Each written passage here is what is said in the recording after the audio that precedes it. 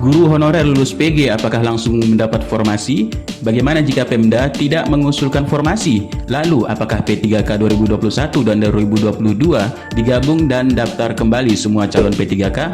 Yuk mari kita simak bagaimana pemaparannya. Oke, sebelumnya welcome back to my channel TVMDS. Assalamualaikum warahmatullahi wabarakatuh. Sebelum lanjut ke pembahasan, mari doa dan dukungan selalu, yaitu dengan cara tekan like, subscribe, and share, serta tekan tombol notifikasi agar mendapatkan info-info terbaru tentang P3K Guru. Nah, sebelum itu, di sini ada informasi terbaru juga tentang aplikasi untuk membangun negeri, yaitu membangun bangsa kita. Ini adalah aplikasi yang terbaik untuk para guru semua untuk membangun ruang kelas digital. Dan isu ini sudah dibawa oleh Presiden RI pada acara G20. Karena semakin kita akan semakin dituntut untuk kualitas dan bercipta daya guna untuk membangun negeri. Ngajar online jadi lebih mudah pakai Teachmin, aplikasi ngajar yang mengerti kebutuhan pengajar. Mau ngajar apapun gratis. Yuk, download Teachmin di App Store dan Play Store sekarang. Gratis. Oke, kita lanjut dengan bagaimana yang sudah lulus passing grade serta yang belum mengikuti P3K tahap 3 tahun 2022 dengan P3K untuk 2022. Yang menjadi poin penting di sini adalah kami mendapatkan sebuah data untuk guru honorer yang lulus passing grade, yaitu sebesar 193.954 orang. Nah, untuk P3K ini yang sudah lulus passing grade tahun 2021. Deputi SDM Aparatur Kemenpan RB, yaitu Bapak Alek Denny, ini sudah mengungkapkan pemerintah ini akan selalu memperbaiki sistem rekrutmen P3K Guru tahun 2022. Maka untuk tahun 2022 akan diprioritaskan pada pengadaan P3K tahun 2022. Lalu bagaimana mekanismenya? Mekanismenya adalah mereka tidak akan dites lagi, hanya menjalani verifikasi validasi. Nah, mari kita lihat, kita lansir dari hasil rapat RDP Panja GTK P3K 2022 Komisi 10 dalam bidang pendidikan, kebudayaan, riset dan teknologi serta olahraga, pariwisata dan ekonomi kreatif. Nah, di sini kita lihat ini masa sidang keempat untuk RDP dari Dirjen GTK Kemendikbudristek yang telah dilaksanakan 28 Maret 2022. Nah, di sini kita bisa lihat bagaimana sih regulasi yang telah ditetapkan atau dipastikan yang harus, ya, karena rapat ini ketika sudah dijalankan ini harus dijalankan oleh Kemendikbud serta para Panselnas yang berada pada Panselnas. Nah, poinnya di mana? Poinnya di sini ada pada poin 6. Poin 6 yaitu pada Deputi Bidang Sistem Informasi Kepegawaian Badan Kepegawaian Negara RI.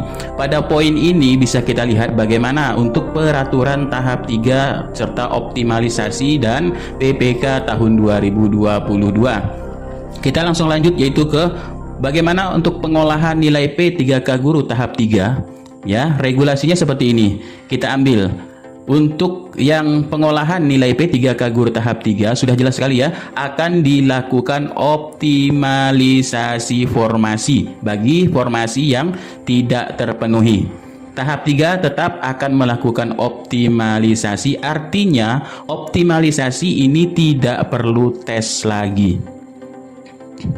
Ya, tidak perlu tes lagi dan tidak perlu memilih formasi karena optimalisasi ini sudah dipilihkan formasinya. Bagaimana sih metodenya? Metode penentuannya adalah sekolah yang akan dipenuhi formasinya ini akan ditentukan langsung oleh Kemendikbudristek.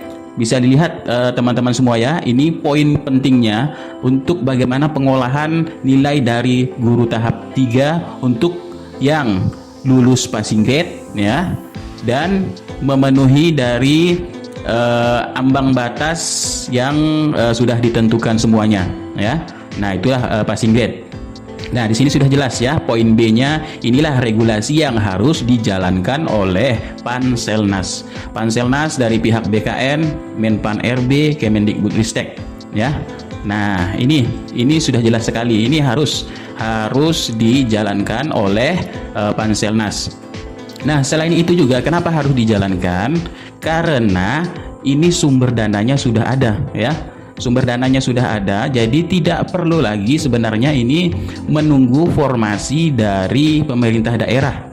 Tinggal tetapkan saja dananya sudah ada ya, berapa yang lulus passing grade. Ini yang lulus passing grade tadi sebanyak yaitu 193.954 orang. Ini yang perlu diselamatkan terlebih dahulu. Nah, inilah ya. Jadi Kemenpan RB juga sudah menyatakan regulasi baru untuk perbaikan dari tahun 2021. Dan itu juga dananya ini sudah ada. Menurut dari staf ahli keuangan dari bidang pengeluaran negara Made Arya Wijaya, dananya sebesar 167,1 miliar. Ini tersebut sudah ya saat ini sedang dalam proses dimasukkan dalam daftar isian pelaksana anggaran atau DIPA. Jadi Made Arya juga menyebutkan seleksi P3K Guru 2022 ini ditanggung Kementerian Pendidikan Kebudayaan Riset dan Teknologi Kemendikbudristek dengan menggunakan DIPA Dirjen Guru dan GTK. Nah, ini ya. Jadi kemudian pada 2021 ini sudah digunakan sebanyak 192,3 miliar. Berarti di sini masih ada dana yang untuk alokasi P3K Guru 2022. Nah, jadi kata Made Arya, ini jadi anggaran seleksi P3K Guru 2022 ini sudah ada, ya. Jadi tidak hanya anggaran seleksi untuk gaji P3K Guru sesuai kuota yang dibutuhkan, Kemendikbudristek juga sebanyak 758,18 ya Made Arya ini sudah disiapkan juga. Jadi anggaran gaji P3K Guru sudah diperhitungkan dalam dana alokasi umum mulai Oktober 2022. Jadi dia menyebutkan bahwa negara punya uang untuk membayar seleksi hingga gaji P3K Guru sebesar 147.887 orang. Bahkan Kemenkeu sudah mengirimkan surat ke Pemda masing-masing yang bersifatnya earmark. Selain itu juga Presiden Joko Widodo menyentil Kementerian Pendidikan Kebudayaan Riset dan Teknologi akan kinerjanya. Pasalnya di sini Kemendikbudristek baru menghabiskan anggaran hanya 2 triliun untuk belanja barang dan jasa. Jadi totalnya sebesar 29 triliun. Jadi Pak Presiden sudah mewanti-wanti katanya di sini, hati-hati untuk Kementerian Pendidikan Kebudayaan. Tadi saya cek baru 2 triliun. Ini kelihatan ada yang enggak semangat kerja dalam kementerian, kata Bapak Presiden Joko Widodo dalam pengarahan acara aksi afirmasi Bangga Buatan Indonesia yang digelar di Bali pada 25 Maret 2022. Nah, di sini Bapak Joko Widodo mengatakan ada memang yang tidak semangat. Ini termasuk Menteri Pendidikan Kebudayaan Riset dan Teknologi Nadiem Anwar Makarim. Ya, jangan semuanya di sini katanya impor. Nah, masa mau bangku impor, guru impor ya? Nah, jadi di sini juga dari peneliti pendidikan di Indonesia, ya Political Opinion (OPO), ini Catur Nugroho ini berpendapat bahwa terdapat masalah dalam Kabinet Indonesia Maju. Hal ini dipicu dari kemarahan Joko Widodo terkait pembangunan infrastruktur bantuan sosial bansos yang tak kunjung usai. Menurutnya, Presiden juga perlu memperhatikan kinerja Menteri Pendidikan Riset dan Teknologi Mendikbudristek Nadiem Anwar Makarim. Jadi seharusnya Nadiem ini lebih serius lagi dalam hal kebijakan tenaga pengajar, guru, dan dosen. Nah, ini lebih meningkatkan lagi yaitu kinerjanya dan gercep ya, tidak lagi berbelit-belit masalah pengangkatan guru honorer menjadi ASN. Nah, itulah sedikit informasi. Jadi kami ulangi kembali di sini dari hasil rapat Panja GTK honorer pada tahun 2022 mengenai formasi serta pengolahan nilai yang dilakukan untuk optimalisasi formasi ini harus terpenuhi. Dengan metodenya penentuan sekolah ini langsung dari Kemendikbudristek. Tidak lagi menunggu dari Pemda, karena berdasarkan hasil yang dipaparkan oleh dari Dirjen GTK yaitu Bapak Iwan Syahril, di sini masih terdapat Pemda ini minim sekali dalam mengajukan formasi tahun 2022.